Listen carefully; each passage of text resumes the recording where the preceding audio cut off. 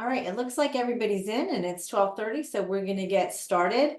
Welcome everyone to the Cape May County Family and Community Health Sciences Lunch and Learn. And today's topic area is the 8 dimensions of wellness.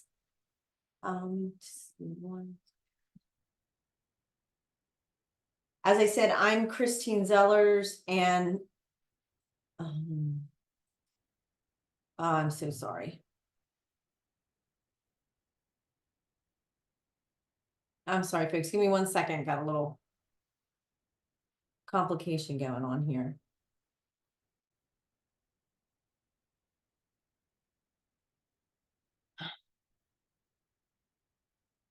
Morgan, can you still see my screen appropriately?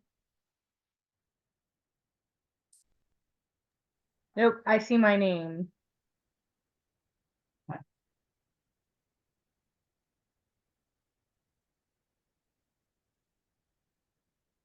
Sorry, folks, technical difficulties here. Let me bring this up.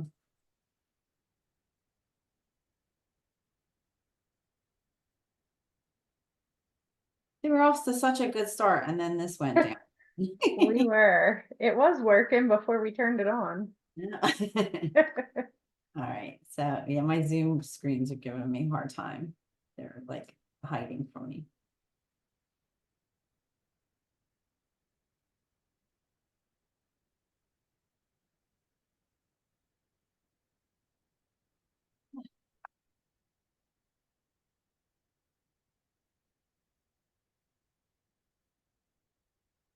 All right, I might have to log out and log back in again. If I can.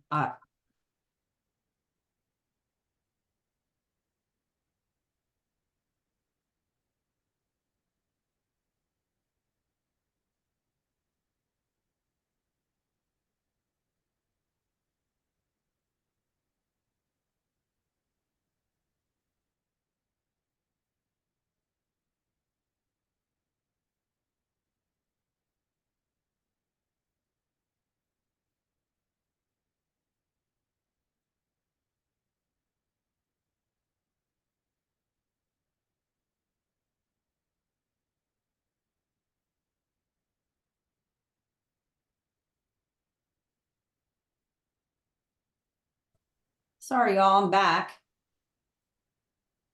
We're still here. You're still here. Thank you for hanging out. Okay, we're gonna try this one more time.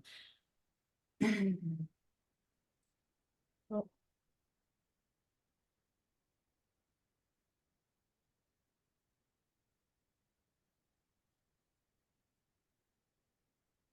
All right, yay. Okay. Welcome, everyone. Is the recording going? Let me start again. It won't allow me to record now. That's what got me in this pickle in the first place. Let's see.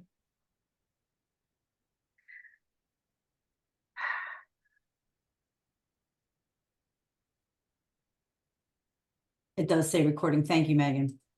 All right, thanks very much. Welcome, everyone. I'm Chris Zellers with Rutgers Cooperative Extension's Family and Community Health Sciences Department here in Cape May County. And I am presenting today on the 8 dimensions of wellness.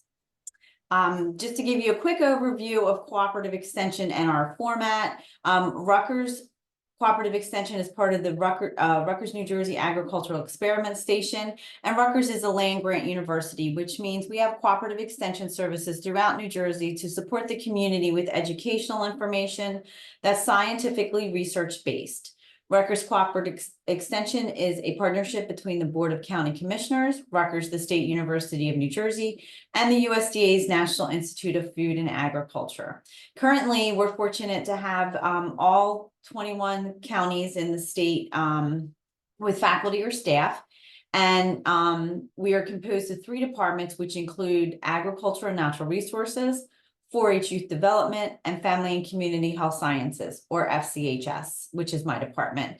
FCHS provides outreach in New Jersey and beyond on topics related to nutrition, chronic disease prevention, food safety, and overall wellness. And at the end of the presentation, I will share some of our information so that if you'd like other free resources around those topic areas, you can find them.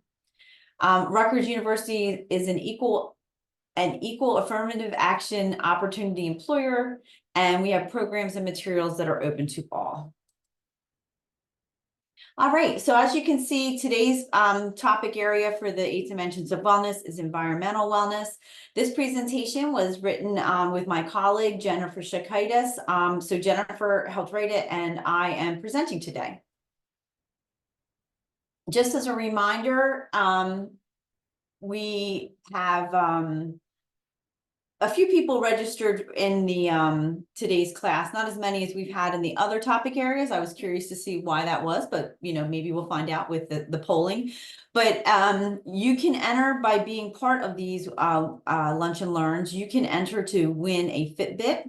So during the presentation, you'll hear me say, this is your word of the day. So you put that into the poll at the the questionnaire, the survey that I'll send you the link for after the class, and you enter that in, and you can be entered up to 10 times to for each of the classes that you attend to win one of those Fitbits. So please do take a minute to do that survey. It should only take you 5 or 10 minutes, and then you get the opportunity to win one of those Fitbits.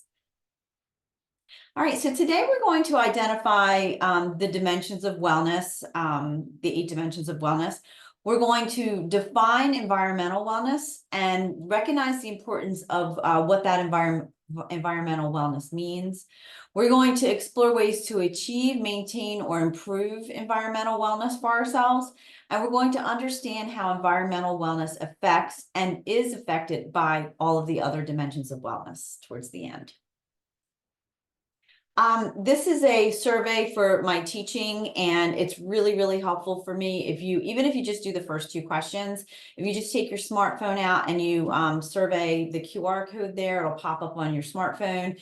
You can really quickly just answer those first 2 questions for me. And I do have a spot at the bottom where you can enter to win a prize. So if you complete that, please put your email in. It doesn't correlate with your answers, and you'll have the opportunity to win a prize from completing that survey. But it's very helpful for me in my processes here at the university.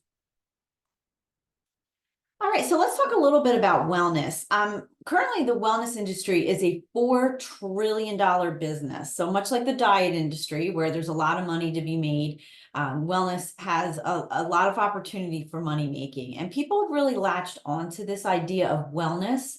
But what does it actually mean? If you search the term wellness on the internet, you'll likely see images of spas or yoga classes, or maybe people meditating, and maybe even some essential oils or products that you could purchase to be well. I've seen it. I think I said this before. A car that brought wellness. Not sure how, but so there's a lot of information around wellness, and I think it's really because we're trying to find ways to achieve wellness, to feel better as a society. Maybe these things are here because they contribute to our overall wellness, but it seems to be sort of an undefined idea that people are always looking to define or achieve. So we're going to talk a little bit about that today. Maybe it's really not that hard to define it. To understand wellness, it turns out that there is a way to understand that concept, and it's based in research. The Substance Abuse and Mental Health Services Administration, or SAMHSA, has created a definition for wellness, and this definition includes a holistic approach, which means it's not based upon an idea necessarily, but rather the functioning of several concepts that create a balance. And it turns out that wellness actually can be defined. And I say that because I think that we're all here, when we hear the term, we think of it in a rather vague sense of what it means. And chances are that you've spent some money of your own, maybe on wellness, because as I mentioned, it is a multi-trillion-dollar industry. So the way the wellness has come to be defined, according to the model that has been developed by by SAMHSA, it's actually a balance of 8 different components or dimensions. SAMHSA's definition envisions wellness not as the absence of disease, illness, and stress, but as the presence of positive purpose in life. So it's kind of like looking at that glass half full rather than half empty, right? So it's a positive purpose in life, satisfying work and play, joyful relationships, a healthy body and living environment, which we'll touch a little bit on today, and happiness. And the 8 dimensions that are defined by SAMHSA are social, emotional, physical, intellectual, financial, occupational, spiritual, and environmental, which is what we're focusing on today. So again, it turns out that we can actually define wellness, and this list is in alphabetical order. It's not in order of priority or importance. And SAMHSA has listed them in this order on their material. So that's why Jen and I decided to keep them the same, just for consistency's sake. The fact that environmental wellness falls at number 2 out of 8 does not imply that it's of greater importance or value than the other dimensions. And you can see here the definition of environmental wellness, which is enjoying good health by occupying pleasant, stimulating environments that support well-being. So again, not any particular order, just happens to be in that way, in alphabetical order.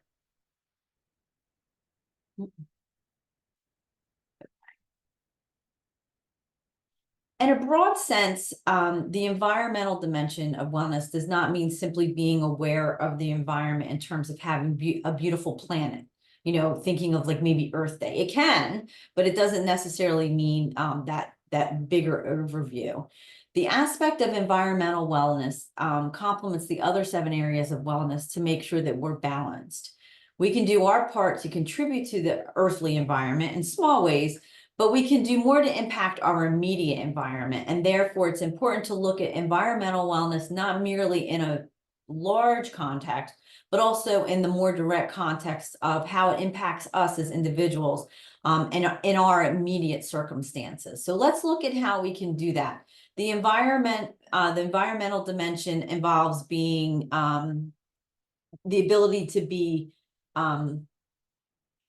and feel safe. Couldn't get that one out. It's the ability to be and feel safe. So I'm going to keep saying that, but think about that as we go through and describe different ways to be involved in environmental wellness. You're going to hear me say this a few times, and if you've attended a previous 8 dimensions of wellness, you've probably already heard it, and I hope you're putting it into application. But as we discuss environmental wellness and all of the 8 dimensions of wellness, it's important to take small steps and try to do things that are not going to overburden you or overwhelm you so that you can be successful. As you listen to this presentation, think about where you might start to achieve environmental wellness and make a goal to do one aspect, not everything at once. So try little bits at a time so that you can get used to it, develop habits, and make things, put things into effect for your life. If you already feel satisfied with your environmental wellness, look at ways it overlaps with the other dimensions of wellness and how you might use your success with this dimension to complement other dimensions you feel like you might need more concentration in. So for instance, how can your environmental wellness help support your spiritual wellness? Maybe being in nature more helps to support your spiritual wellness. Environmental wellness can encompass our surroundings, like I said, both large and small. And when you think of environmental wellness in the context of our immediate surroundings, it makes sense that it should allow us to be and feel safe. So for example, having access to clean air, food and water is essential to environmental wellness, just as eating a nutritious diet and being physically active is essential to physical wellness. This might seem like a given, you know, like, oh, of course, you know, having fresh air and clean food. But there are instances when this is not always possible. And of course, it's hard to maintain our physical and emotional health without access to clean air, food, and water. You know, sometimes a natural disaster, of course, might be that situation. Sometimes it's just a person's everyday living situation doesn't allow for that. But in order to be environmentally sound, for wellness, environmentally well, then you do need to have those things. Also, having a place to live, learn, and work that's pleasant and stimulating supports our well-being too. Think about when you were a young child in the classroom, right? The teacher had all these fantastic what are they called? Cork boards filled with great colors and ways to learn. So that's why they're designed that way, because we want to live, learn, and work in a stimulating and pleasant environment. And finally, an environmental space that promotes learning, contemplation to think and be ourselves and relax is really important. A lot of times outdoor space has been shown to provide this opportunity for well-being. And we're going to look a little bit more into that in just a minute.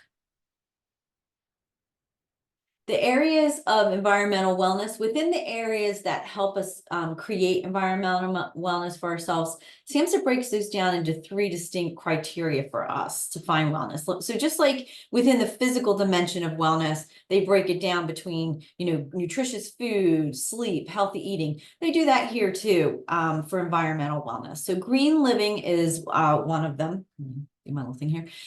Change of scenery and home and work environment. So within that bigger dimension, we're breaking it down into specifics, again, to make it a little bit more obtainable for ourselves. So let's take a look at how we can initiate environmental wellness in our lives with these 3 areas and some good examples.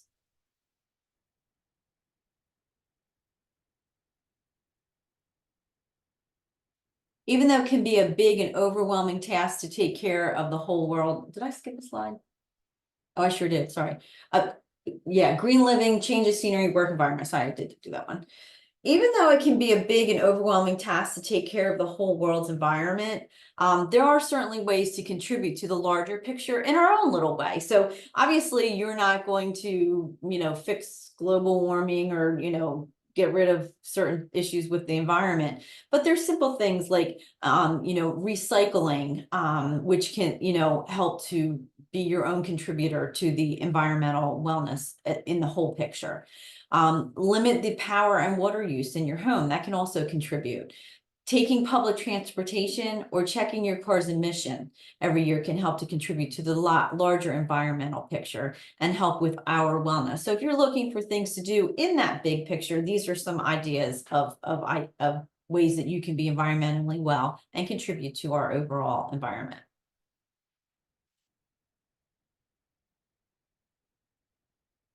In the context of scenery for environmental wellness, SAMHSA places an emphasis on enjoying outdoor times. The benefit of a big breath of fresh air it's really endless. So try to get out there, change that scenery, enjoy the outdoor time. You can feel re-energized from, going outside, waking up, maybe even a little bit more or feeling more focused. So try to get outside and enjoy that outdoor time. And additionally, visiting outdoor places for recreation can benefit our environmental well-being too. So think about, what you can do recreationally that'll contribute to your environmental wellness. And again, I'm going to give you ideas in a minute here about how you might be able to do that. And then when you think of environmental wellness, the first thing that, comes to mind might be, oh, I'm going to do a beach cleanup or, something in the big picture. And again, that's a great idea. That's a great thing to do and certainly can contribute to that. But our personal environment, our home and work is just as critical. So, to achieve wellness in this area on a personal level, make sure to declutter work and home, organize space so that it includes things that make you happy and fill you with joy, and fill your living space with styles and textures that you enjoy.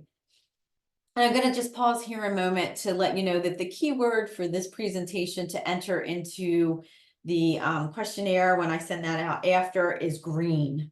So the color green, I think of environment, I think of green. So the keyword is green. Okay, so now that we've kind of defined the 3 aspects of environmental wellness, let's look at the keys to putting these ideas to work in our lives with some suggestions on how to implement them. Now that we understand how to contribute to green living by understanding what it is, let's talk about how we can use green living to contribute to our own environmental wellness. Get recycling bins for your home. A lot of times they're free from your township or your town or city, so you can look to try to get free ones to recycle.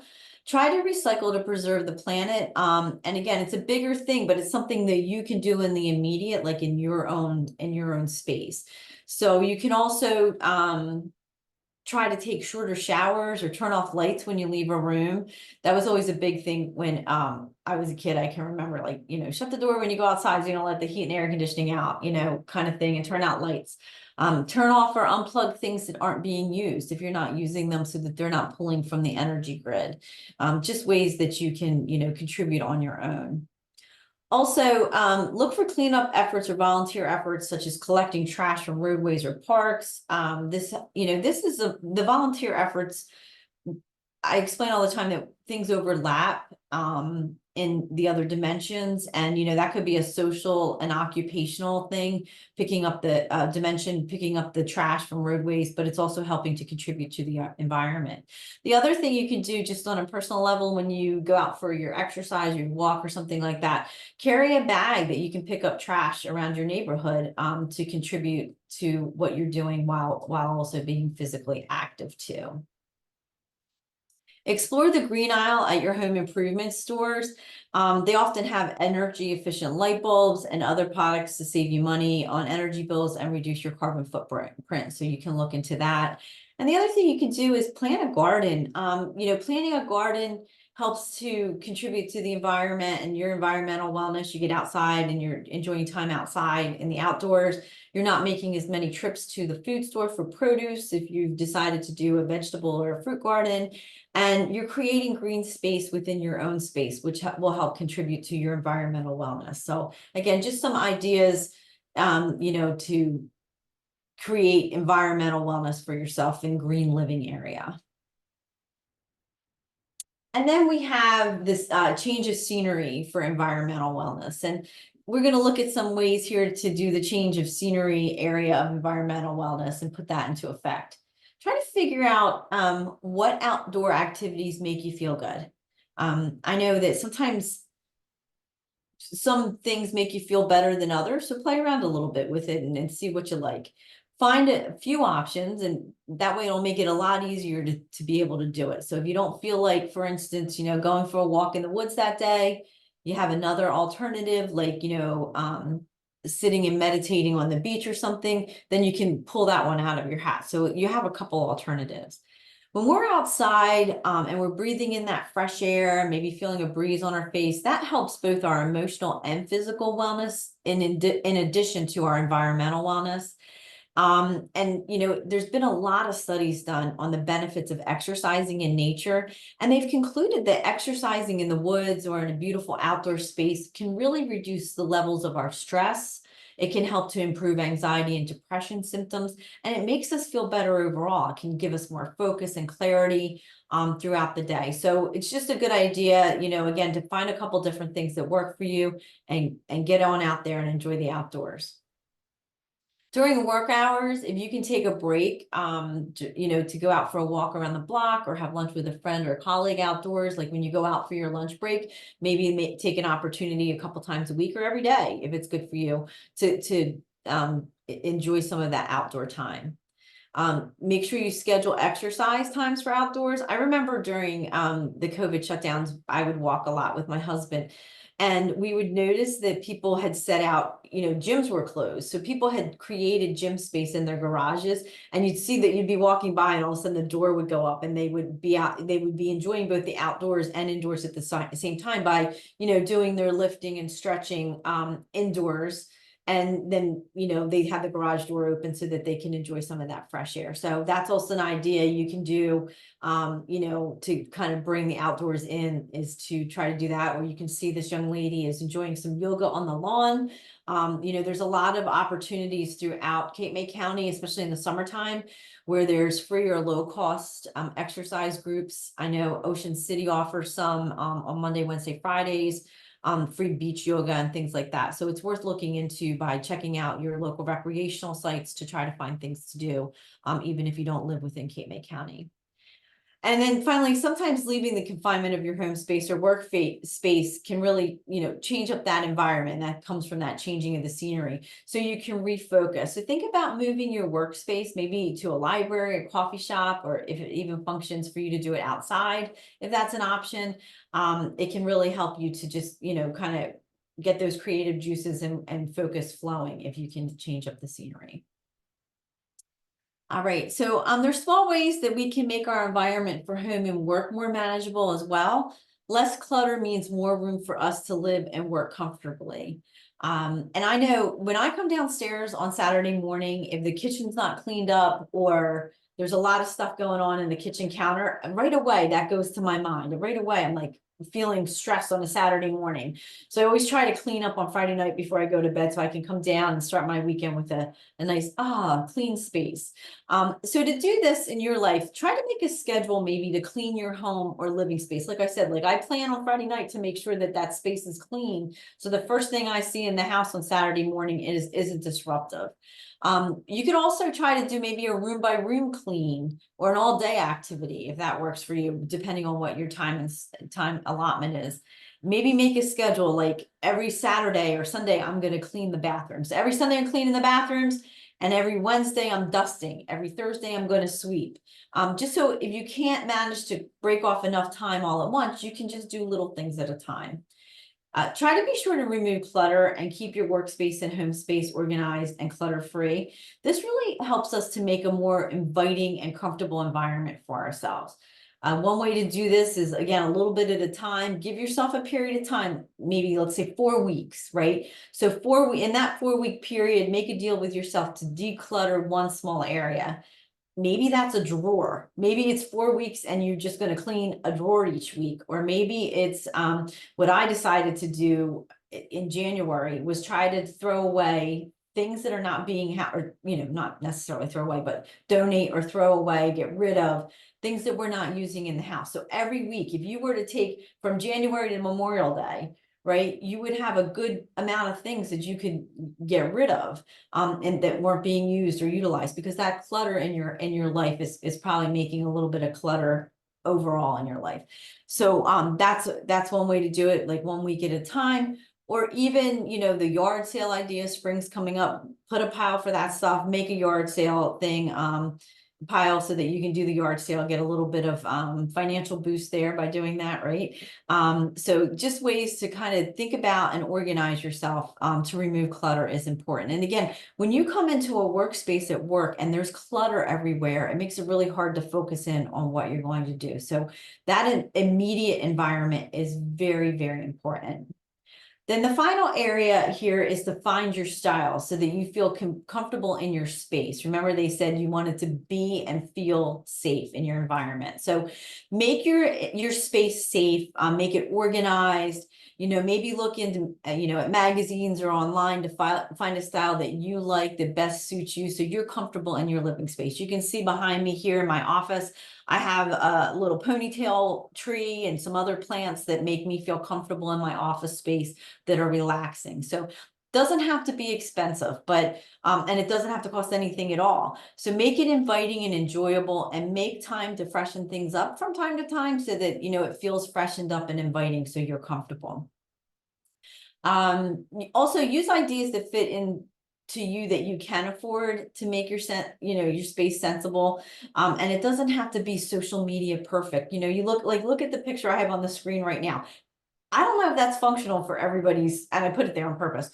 I don't know if that's functional for everybody's budget and the reality of living, right? So if you have little guys and this is your laundry room space set up and you're telling them to take their laundry into the laundry room, you got all those glass bottles around. That might not be the best situation for you. So make it practical to you, to your living conditions, for what functions for you, and put a little time into thinking about how, like, being organized and clutter free could help you and what that might look like. It might look like having, bins on the side for different colored laundry so the kids can just come in and dump that, and that makes it convenient and practical for your situation. So keep that in mind and don't make yourself have to be social media or magazine perfect. Make it for what functions for you and is still safe and comfortable. I just wanted to bring this up again. We're getting towards the end of this presentation. So if you could just take a minute and scan this in with your smartphone, it's very helpful for me to get your feedback on my teaching. And again, even if it's the first 2 questions and then you write your email at the bottom to enter for the prize, that would be awesome. Okay, so as I mentioned in the beginning, each wellness dimension really does impact the other. And I've brought up some topics in the area, reviewed that as we've gone along. But, it can really help to affect the other dimensions both positively and negatively. So let's review the other dimensions that are impacted or can be impacted. And this isn't an all-inclusive list, but just some of them that environmental wellness can impact. And again, remember that environmental wellness means being and feeling safe, and it supports us reaching our full potential. Some examples of ways that environmental wellness interacts with other components of wellness include physical wellness, engaging in physical activity or exercise outside in a refreshing environment, as I said, has been shown to help us improve our mood. It's associated with reducing the symptoms of anxiety and depression. So that environmental wellness can help, you're exercising in outside. So you got environmental, physical, and emotional benefits there. Social, if we keep our personal environment pleasing with clean, a clean home, for example, that's free of clutter, it can make it a lot more inviting for us to have people over, for family and friends to socialize. So it can impact the social aspect of wellness as well. So if your home is not good to invite people into because there's too much clutter, or maybe you haven't had opportunity to clean, probably aren't going to be quick to hop on, hey, come on over and let's enjoy some social time. So if you can keep the environmental space up to date, and something you enjoy, then you're going to be more likely to have people come over for social interaction. And socializing also helps to impact our intellectual wellness, so it can impact there too. So again, other ways that it overlaps. And then financially, the way that environmental wellness can impact our financial wellness is that being organized and creating a pleasant and stimulating environment can help us to manage our finances better, which you might not think of right away. But if you lack organization, you might be spending, if there's a lot of clutter going on, and I'm thinking here of clutter, like all those little things that we sign up for and we're paying little tiny fees for, that is part of your environment as well. So if you have all these fees being taken out all the time, take a minute to get organized. Organize that in financial environment, because that's going to help you to spend less of your hard-earned dollars on things that you might not even be using. So if there's a subscription or something that you're getting that you're paying for, you don't even know it, then try to clean that up, that environment up, because that's going to help with your financial environment. And hey, that's going to give you more money to spend on your social environment, right? And then finally, as you might remember from the list, occupying pleasant and stimulating environments is part of environmental wellness. And that can also be part of your emotional wellness. If you're living in an unsafe living situation, that means both our environment and our emotional wellness could be interacting in a negative way. So you want to make sure that we have a stable environment to live in, so that we can balance our emotions as well. So again, all that interaction, overlapping, sometimes we realize it, sometimes we don't, but that's how our environmental wellness is so important to us. All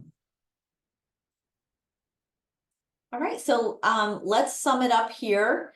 We're going to release a poll and ask you some questions about what you thought today. And this is actually poll number 1 coming out. If you could, we're going to have to do them back to back. If you could please do this poll, this helps us to make sure that we're reaching the audiences that represent the county appropriately. So if you could just take a minute to do poll 1, that would be awesome. And then we'll give that a few minutes and we'll let poll 2 go. Sorry to hit you back to back with the polls. We were having technical difficulties in the beginning of the call. No worries, no worries. So, I always say there's always a fix. So we're going to fix that now. So just to sum up environmental wellness and review what it involves, it involves, no, I'm frozen here.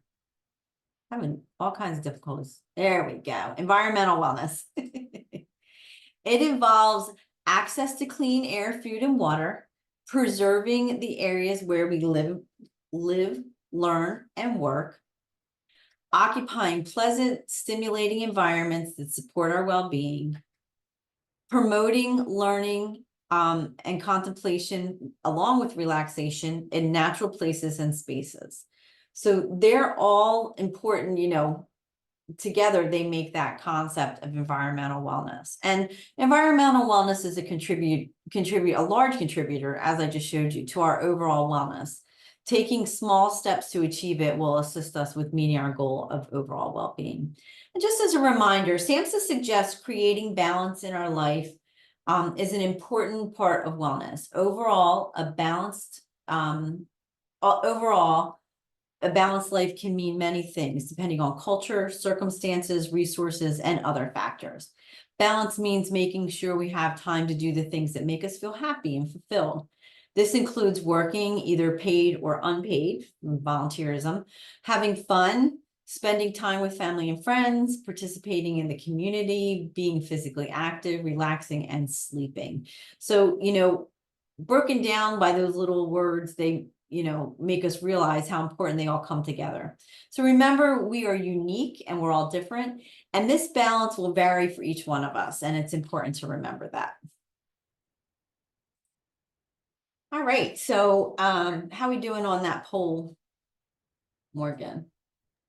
Just getting ready to release the second one. We got, Okay. there we go. We are. Thank you. All right, I'm just checking the chat really good. Okay, so finally, I have here for next month, we're coming up quick on it. So just so you're aware, it's not at the end of the month, it is April 11th. And next time we're going to be talking about financial wellness. So I know I brought that up and how our environmental wellness can even impact our financial wellness. And I know that this is a hot topic for a lot of people. Sometimes it's a little hard to manage. So we're going to talk about financial wellness on April 11th. If you want to grab your phone and register, the QR code is right there. And that also can be found on our webpage. And then this is my contact information. So if you want to reach out to me, you're always welcome. I'm glad to hear from you. And then these were the resources we have. So I'm just going to go back real quick to the registration so that you have it. And a reminder, you know, if you complete the survey sent after each class, you will be entered to win one of the Fitbits that we're giving away. So make sure that you use the correct email when you register for that. And make sure that you include that word code so that we know that you listened to the whole presentation. And I think that if you have any questions, feel free to put them in the chat. I saw some people had to hop off, but thank you for joining us. I have, you know, the rainy day. I'm really fortunate here in the county, in the extension building. I have this outside space, which serves as a really nice environmental wellness point for me, because I can just kind of turn and look at it when I'm you know, feeling a little stressed out or something like that. So it is that environmental wellness can really help to bring us down a notch. All right. Any questions? How'd we do on that second poll, Morgan? We got 8 out of 9, so that's good. All right. Awesome. Awesome. All right. Well, again, thank you all for joining us. We'll send a follow-up email out. And I, you know, hope you enjoy the weekend coming up with, maybe we'll get some sunshine. I know we've had a lot of rain, but the rain's important for the environment too, right? So, all right. Well, thank you for joining us. If you're interested, if anybody's interested in coming out in the rain tonight, I am offering a presentation, in person with some, activities on eating healthy on a budget. And we're going to do some interactive activities with that. So feel free to join us at Ocean City Library. That begins at 7 p.m. tonight. And, you know, like I said, we'll have some interactive information that helps you to not only learn, but apply the ideas that I'm going to be sharing to eating healthy on a budget. All right. Have a good one. Thank you all.